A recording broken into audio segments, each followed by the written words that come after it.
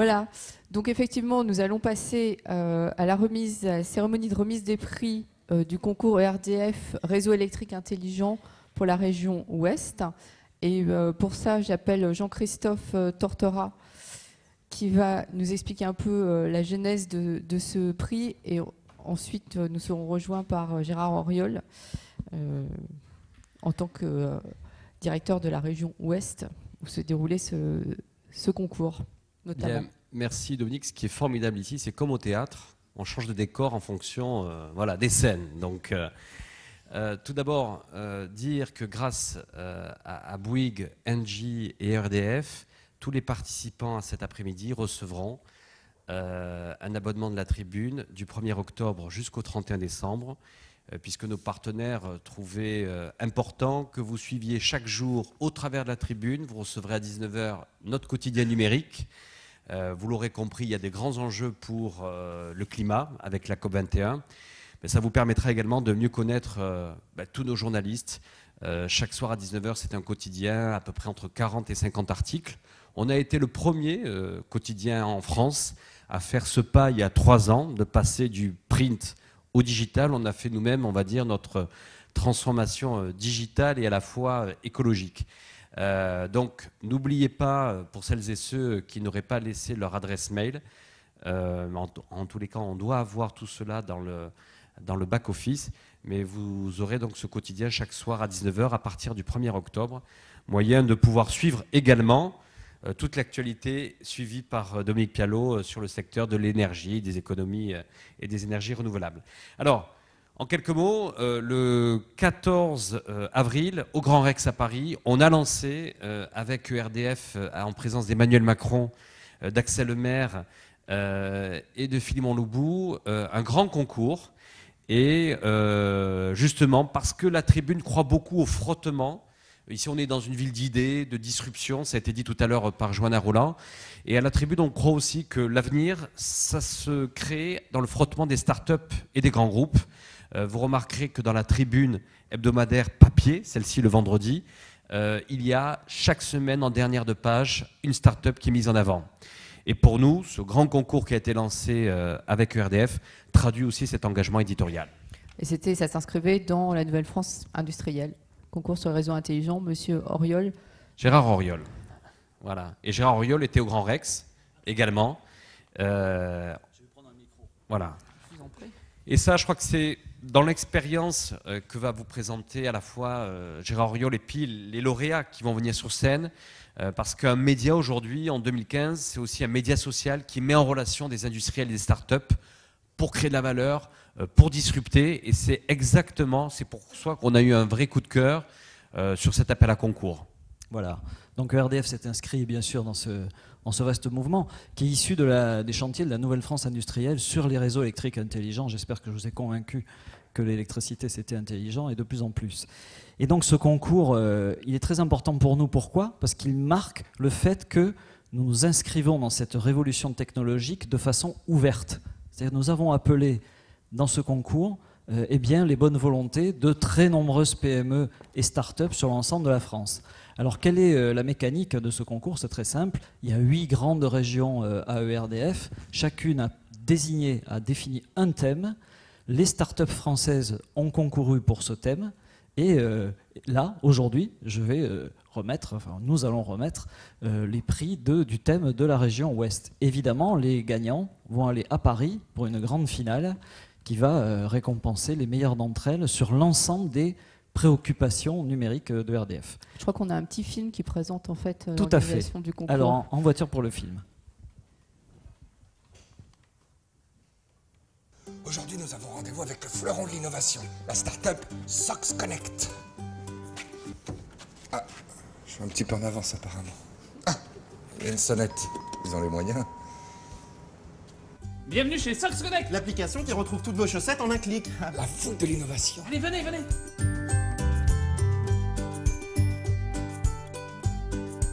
Alors, comment vous est venue cette idée flamboyante de Sox Connect ? Ça nous est tous arrivé un jour de perdre une chaussette. Ce qui rend l'autre chaussette inutilisable. Notre application consiste à retrouver la chaussette perdue pour réunir les deux chaussettes. Mais alors, vous vous êtes inspiré de votre propre vie en oubliant par exemple une chaussette chez une conquête de soirée ?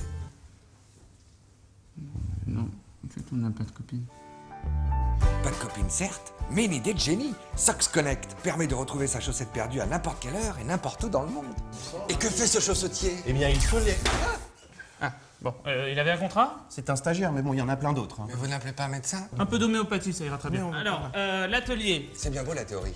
Mais là, concrètement, j'ai perdu une chaussette. Je vous jure, c'est pas un piège. Alors, comment procéder pour la retrouver? Bah, vous connectez à l'appli Socks Connect. Ouais, vous tapez votre recherche, donc dans votre cas, chaussette bleue moche qui pue, géolocalisation, et voilà, votre chaussette vous est livrée dans la seconde. Désolé pour le retard. Impressionnant. Et ben voilà, c'est les mêmes. La même. Ça saute pas aux yeux. Si, c'est la même. C'est la Oui, même. oui, c'est la même, oui, c'est la même. C'est la même. C'est l'innovation, hein, c'est... Bon, parlons chiffres un peu, parce que c'est ce qui intéresse les jeunes. Une start-up comme ça rapporte combien à ses créateurs? Ah bah, on bricole, hein. Ce mois-ci, on a fait 3 millions d'euros, mais je vous rassure, on déclare pas tout aux impôts. Oui, mais c'est un oubli, c'est un oubli. Et si on allait visiter l'atelier? Ça, c'est bien l'atelier, regarde là-bas. C'est bien. Et sinon, vous auriez de vraies innovations à nous proposer? Étonnez-nous et participez au concours ERDF 2015 Réseau électrique intelligent sur erdf.fr. On comprend le succès du coup de l'appel à candidature. Voilà, ça a plutôt ça a bien très bien fonctionné. marché. Ça a très bien marché, puisque quelques chiffres, et puis après je vais arrêter parce que l'heure tourne. Eh bien, il y a à peu près 300 candidatures à l'échelle de la France qui ont été déposées, uniquement donc sur la question des réseaux électriques intelligents. Et l'Ouest s'est particulièrement distingué, puisque l'Ouest représente 25% de ces dossiers sur l'ensemble de la France. Alors maintenant, si je parle de leur région, c'était quoi le thème ? Et c'est très intéressant pour nous, c'est la transmission des savoirs et la gestion de la connaissance.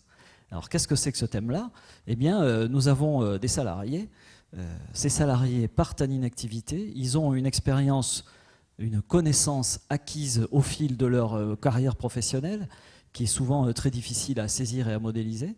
Et donc l'idée, c'est de favoriser la transition de ces savoirs, des gens qui partent vers les gens qui rentrent, puisque la bonne nouvelle, c'est qu'on embauche beaucoup de jeunes à ERDF. Mais il faut qu'ils acquièrent très vite les compétences sur le réseau électrique. Comment le faire plus vite? Comment le faire mieux? Comment le faire en capitalisant toute la connaissance des anciens? Voilà le sujet qu'on a proposé aux startups.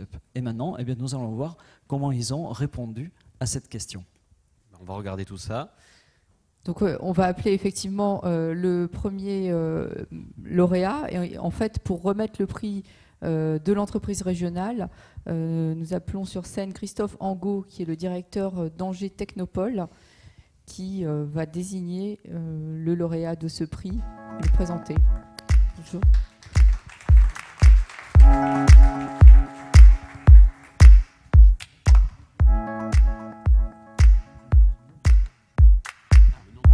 Le nom du lauréat. C'est quand même Ah, non, non, c'est prévu, c'est bien prévu. Merci beaucoup. Donc je l'ai maintenant. Juste peut-être en introduction, vous dire qu'on a été ravis à Angers Technopole d'accompagner ce concours et cet appel à projet.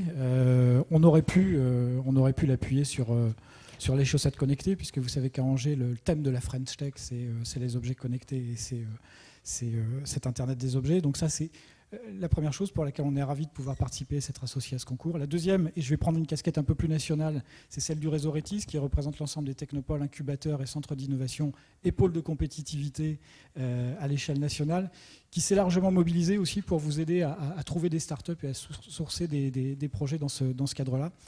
Donc eh bien, écoutez, je vais maintenant vous dévoiler le nom du lauréat entreprise régionale. C'est la société Apizzi, Michel Lostis.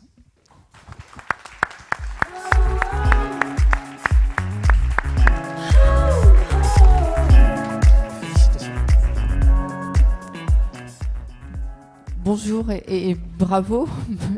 C'est maintenant. Merci. La photo? Maintenant la photo. Je dois aller sur la photo moi aussi. Devant le photographe. Bon, devant le... Voilà.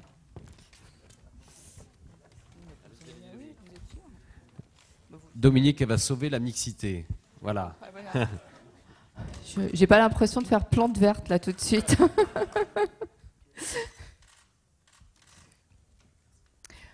Merci beaucoup. Et alors surtout, expliquez-nous ce que vous faites et ce qui vous a valu ce prix. Oui, tout à fait. Bravo. Donc, merci beaucoup à ERDF et au comité qui a réalisé la sélection pour ce prix. Alors, ce qu'on fait côté Apizzi, ce sont des solutions de communication et de collaboration à distance pour des applications métiers et en particulier dans les situations de mobilité. Alors pour illustrer ce qu'il y a derrière ce jargon, c'est typiquement permettre le partage de connaissances entre des personnes en mobilité. Donc vous vous mettez dans la situation de techniciens qui sont sur le terrain sur une problématique métier et de pouvoir consulter un des collègues qui est également sur le terrain ou un des collègues qui est sur un plateau technique pour accéder à son expertise et lui confronter et lui montrer en fait ce qui se passe sur le terrain pour que la personne qui est en mobilité puisse traiter la problématique sans avoir à générer de nouveaux déplacements de personnes. Très bien, merci beaucoup et encore bravo. Merci. Peut-être, Gérard Auriol, en 2 mots, dire le lauréat, je sais qu'à la fois c'est un chèque pour accompagner, on va dire, le projet futur, puis c'est aussi quand même un accompagnement pour la suite qui est très important. Oui, alors c'est 20 000 €, si je ne me suis pas trompé dans les calculs. C'est pas mal. Donc c'est déjà ça, 20 000 €. C'est aussi une innovation qui nous intéresse beaucoup, puisqu'effectivement on a énormément de gens en mobilité. Nous, on n'est pas une usine, hein. Les gens vont sur le terrain, chez les clients, sur le réseau, et donc ils ont besoin de cette assistance. Et aujourd'hui, elle fait défaut, notamment pour les problèmes de sécurité électrique, un sujet très brûlant chez nous. Et donc, grâce à ce genre d'application qu'on va essayer de mettre en œuvre le plus vite possible, ils vont pouvoir avoir eh bien, leur assistance en direct sur le smartphone qui va leur montrer ou leur expliquer les gestes qu'il y a à faire. Donc, pour nous, c'est vraiment majeur. Merci beaucoup. Donc, nous appelons maintenant sur scène Delphine Lechat, qui est la présidente de la Société des professionnels du numérique, qui va également découvrir le nom du 2e prix. Bonjour à tous. Alors le SPN, c'est pas la Société des professionnels numériques. C'est un vieux nom qui veut plus trop rien dire, mais en fait, on est une association. Donc voilà, c'est le réseau des professionnels numériques en Poitou-Charentes. Donc nous, en fait, on représente les entreprises de la filière numérique sur le territoire. On est à peu près plus de 120 adhérents. On met en place des accompagnements autour de l'international, de l'innovation, de la performance globale et du développement de business. On est aussi en Poitou-Charentes le catalyseur de la French Tech, donc, qui vise à promouvoir l'esprit French Tech et l'esprit start-up sur le territoire, d'accompagner les entreprises du numérique et de l'image, et puis d'accroître l'attractivité de notre région. On a aussi au SPN un club grand compte dont ERDF fait partie.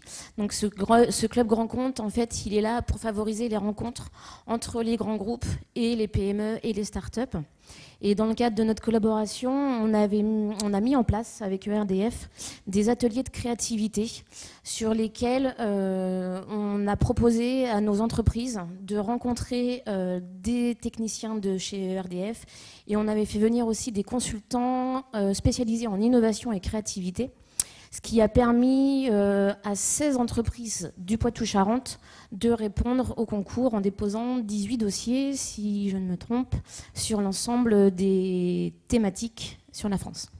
Voilà. Et on espère que les collaborations continueront avec ERDF. Juste Delphine, puisque vous avez participé au jury, ça s'est passé comment? La qualité des dossiers, vous les avez jugés comment? C'était très compliqué parce que c'était très qualitatif. Donc ça a été compliqué de choisir les lauréats. On se rend compte qu'il y a beaucoup de projets innovants en France, et ça c'est très bien. Et d'avoir lancé ce concours, c'était une très belle chose d'aller chercher des pépites sur l'ensemble du territoire et pas s'adresser forcément à des mastodontes. Voilà, ça, je trouve ça très bien. Très bien. Donc vous allez nous annoncer quel est le nom du lauréat. Le 2e prix. Donc c'est la société Talentrock, Alexandre Euzé.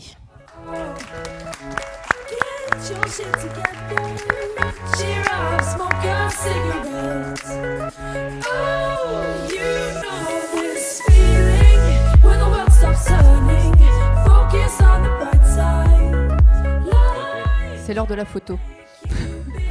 Allez-y, là il n'y a pas besoin de moi pour faire de la mixité, donc je m'abstiens.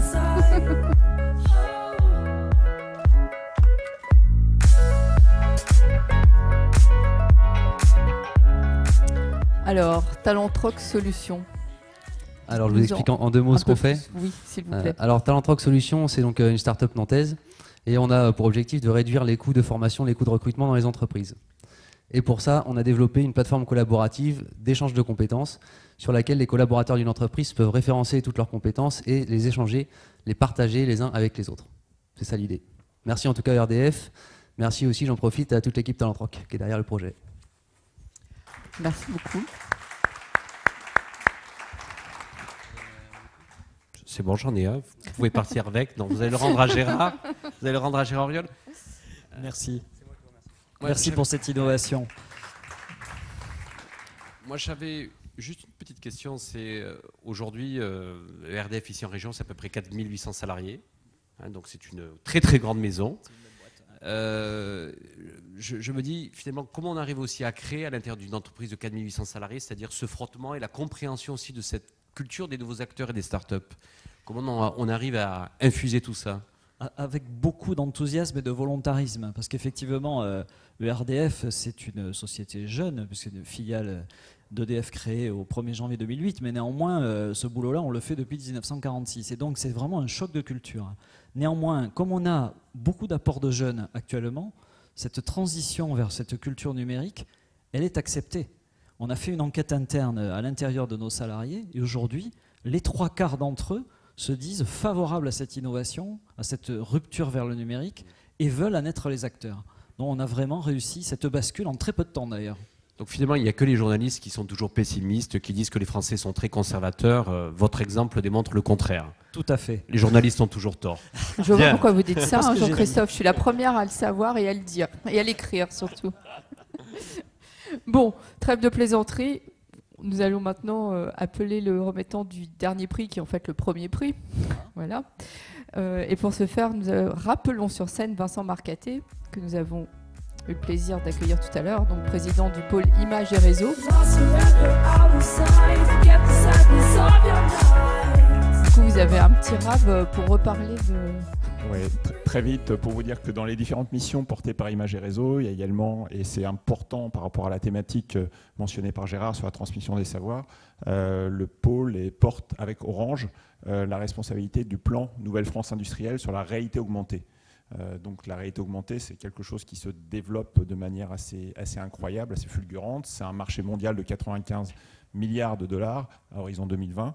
Et voilà, les applications sont multiples et évidemment, tout ce qui est transmission des savoirs, c'est quelque chose de très important. Juste pour signaler aussi que dans le cadre justement des solutions de la Nouvelle France industrielle qu'Emmanuel Macron était venu lancer en mai à Nantes, il y a un appel à projet qui vient d'être lancé à la fois pour un concours pour les startups, des challenges entre startups et grandes entreprises, et puis des projets grands défis du numérique, technologie et usage. Et là, c'est une belle opportunité également pour les PME, les startups, les grands groupes que nous sommes. Je veux dire, quand je ne suis pas président du pôle Images et Réseaux, l'IRT Bicom, je suis directeur de l'Open Innovation chez Orange Labs. Et les problématiques que Gérard a mentionnées sur le frottement, l'ouverture, c'est quelque chose qu'on pratique tous les jours. Et cet enrichissement mutuel, cette sérendipité qu'on crée en fait avec l'ensemble des acteurs, c'est quelque chose d'éminemment enrichissant pour tous les acteurs. Voilà, donc c'est tout ce que je voulais rajouter, mais c'est thématique. La France bouge incroyablement sur l'innovation, le numérique, l'entrepreneuriat. La tribune le reflète très bien, je pense, cette friction entre grands groupes. Voilà, mais moi aussi, on fait ça tous les jours, mais tous les jours, on est quand même surpris, étonné de découvrir encore de nouvelles initiatives et encore de projets où on se dit « Waouh, quelle super idée !» Donc voilà, on peut être quand même très optimiste pour notre avenir commun. Alors est-ce qu'on va se dire waouh, quelle super idée? J'imagine que oui, en découvrant le dernier lauréat qui a obtenu le premier prix du concours. Alors le premier prix du concours, c'est la société People Brain et Sébastien Chevalier, donc j'ai le plaisir d'appeler sur scène. You gotta keep on fighting. You wanna bring this on?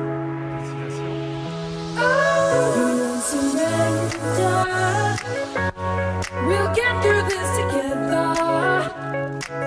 Oh, we'll keep shining on the inside. Tell me what's on your mind. You know this feeling when the world stops turning. Focus on the better.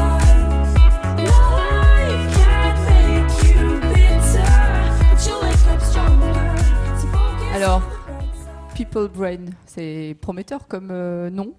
Qu'est-ce qui se cache derrière ça? Alors en fait, People Brain, on est avant tout en fait un éditeur logiciel, donc on n'est pas une boîte de prestations. En fait, notre métier, c'est de développer une solution qui permet de créer, gérer et partager la connaissance de l'entreprise à destination des collaborateurs, des partenaires, des prospects et des clients. Et ça, on le fait sous une forme particulière, qui sont en fait des guides pas à pas. Alors pour faire simple, en fait, vous connaissez tous YouTube, qui permet d'importer, normaliser et rendre partageable une vidéo. Nous, notre plateforme, en fait, elle permet de créer, de normaliser, de rendre partageable un guide pas à pas interactif. Alors en fait, c'est très simple. Un guide pas à pas, c'est un ensemble de pages, et par page, on va retrouver une image et une annotation textuelle de maximum 400 caractères, des formes vectorielles par-dessus qu'on pourra ajouter comme des flèches, et ainsi de suite, et des interactions. Et l'ensemble en fait de ces pages forme un guide pas à pas. Et en fait, c'est généré sous la forme d'un viewer comme une vidéo YouTube qui peut être intégrée aussi bien dans les sites web, les blogs, les forums et ainsi de suite. Et ce qui est important, en fait, c'est que le format a une dimension didactique et pédagogique, c'est-à-dire que l'objectif, c'est d'aider les gens qui vont consulter ces guides à reproduire un process étape après étape. En gros, on a tout simplement développé la solution logicielle qui permet de créer l'équivalent des notices IKEA dans tous les domaines. Donc l'objectif, en fait, c'est vraiment, on va dire, de faciliter la création et la formalisation de la connaissance à travers ce format pédagogique et surtout de le rendre partageable et diffusable. Parce que bien sûr, on est en 2015, ça fonctionne aussi bien sur les mobiles, les tablettes, les ordinateurs et encore beaucoup de choses, parce qu'on parle aussi des bornes interactives. Et donc aujourd'hui, on licencie notre technologie principalement auprès des grands comptes, hein, et aussi bien pour tout ce qui est guide conseil, guide donc support SAV, par exemple Leroy Merlin, support SAV, support procédure de maintenance, procédure interne, tout ce qui est support de formation, tout ce qui est dématérialisation de notices et de modes d'emploi.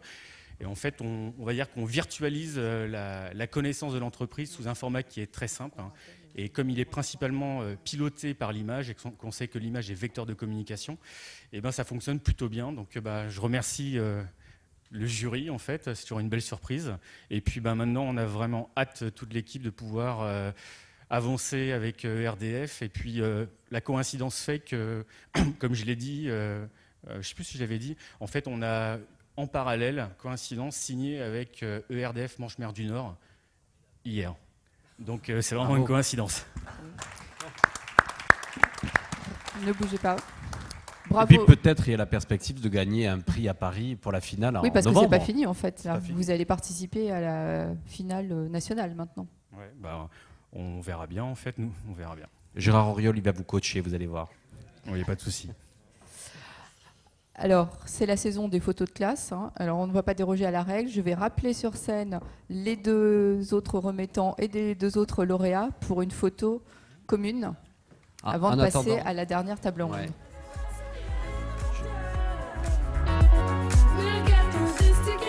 Gérard, juste en attendant les changements de décor, parce que moi je suis persuadé qu'il y a des entrepreneurs, des start-upers qui s'interrogent sur souvent mais comment ça se passe vraiment la relation entre un groupe industriel, gros comme le RDF, et puis une start-up qui a peut-être peur de se faire piquer l'idée, c'est est-ce qu'elle va se retrouver dans un modèle économique ici dans la région, vous investissez chaque année 450 millions d'euros. Alors c'est vrai que c'est 450 qui sont investis dans le réseau, parmi les 3,5 millions en France, mais aujourd'hui, si je suis une start-up en Pays de Loire, je me dis finalement dans la part d'investissement, comment je vais pouvoir, alors c'est sûr cet appel à concours y participe, mais comment peut-être imaginer un jour justement une saine future coopération avec un groupe comme le vôtre et comment vous l'appréhendez?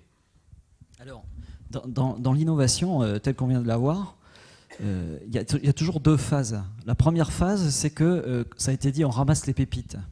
On va à la pêche et puis on récolte plein de pépites. Et la deuxième phase, et c'est la plus compliquée, je vous remercie de la question, c'est que la pépite, il faut la transformer comme un permanent à l'intérieur des processus de l'entreprise. Et ça, c'est un sacré défi que j'ai déjà pratiqué dans mon poste précédent. Je pilotais les services informatiques d'EDF. On avait le même genre d'initiative. Et donc, comptez sur nous pour que ces innovations, et d'ailleurs j'en profite aussi pour dire les innovations de ceux qui ne sont pas aujourd'hui sur la scène, parce que dans les 12 candidatures qu'on a regardées, il y en avait des tas d'intéressantes. Et bien ces innovations, on a la volonté de les intégrer dans nos pratiques. Et ça, c'est vraiment le but ultime que nous recherchons. Donc effectivement, on va essayer d'avoir une saine coopération solide, industrielle avec ces innovateurs. Et les trois qui m'ont été présentés, moi, me passionnent, notamment d'ailleurs la dernière, hein, puisque nous, on a un problème absolument terrible de prise en compte des processus qui sont très complexes chez nous, parce qu'il y a des risques électriques phénoménaux sur nos réseaux. Et on s'aperçoit que passer des slides dans une salle de réunion avec des gens de terrain, ça ne marche pas du tout. Ça ne marche pas. On en a eu la démonstration, on a eu des accidents très très récemment. Et donc on a besoin d'inventer des nouveaux moyens très vite pour pallier ce défaut. Et là, tout ce que vous avez présenté, ça correspond exactement à ce qu'on veut faire et compter sur nous pour l'intégrer dans nos processus le plus vite possible.